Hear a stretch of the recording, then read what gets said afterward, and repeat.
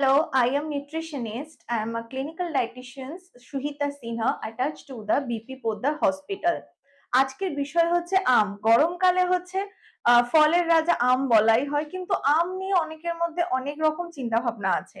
কোন আম কারা খেতে পারবো, কতটা খেতে পারবো, আম খাওয়া কি ভালো, আম খেলে তো মোটা হয়ে যায়, বা আমার ডায়াবেটিস আছে, আদৌ কি আমি আম খেতে পারবো?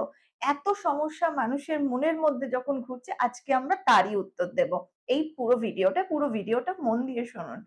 আমে প্রধানত প্রচুর পরিমাণে ফাইটো ফাইটো কেমিক্যালস আছে, প্রচুর পরিমাণে ভাইটামিনস আছে, ভিটামিন সি, ভিটামিন এ, প্রচুর মিনারেলস আছে। আমের গুণগুণ অত্যন্ত বেশি। সিজনাল ফ্রুটস হিসেবে আম খাওয়া অত্যন্ত ভালো। প্রত্যেকেই সেই আম খেতে পারেন।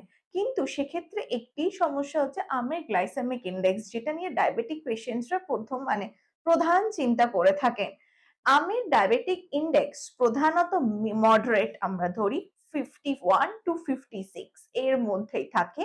সো তার গ্লাইসেমিক ইন্ডেক্স আমরা মডারেট ধরতে পারি।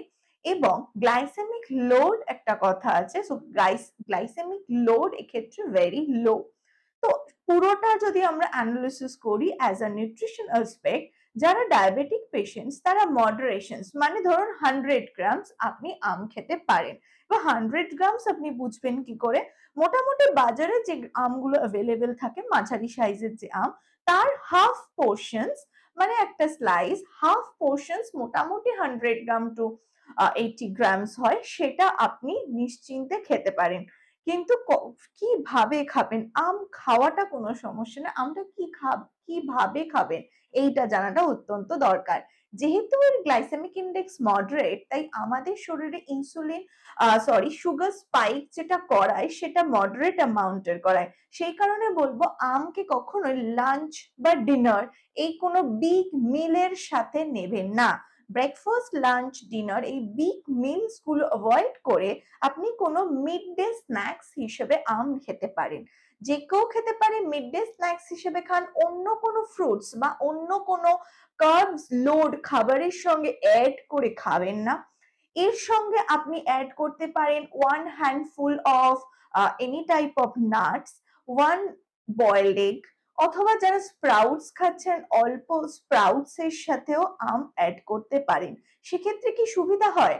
প্রথমত এইগুলোর মধ্যে থাকে প্রোটিন, এবং স্প্রাউটস নাটস এগুলোর মধ্যে কিছু ফাইবার্স থাকে, কিছু গুড ফ্যাটস থাকে, যেগুলো কি করে আম থেকে যে কার্বোহাইড্রেট আমাদের বডিতে অ্যাবজর্পশন হয় তার রেটটা আরো কমিয়ে দেয়।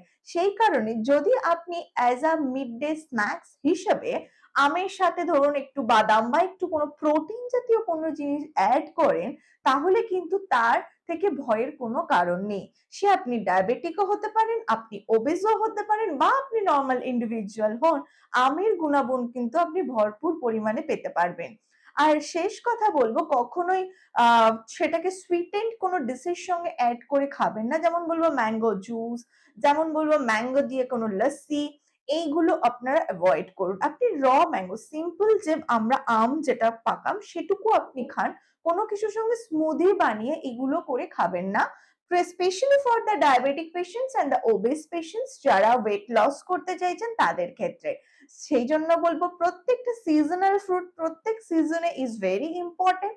অবশ্যই আম খান, নিশ্চিন্তে আম খান, কিন্তু কয়েকটা জিনিস মেনটেন করে যদি খেতে পারেন, তাহলে ডায়াবেটিক পেশেন্টসরাও কিন্তু নিশ্চিন্তেই আম খেতে পারবেন।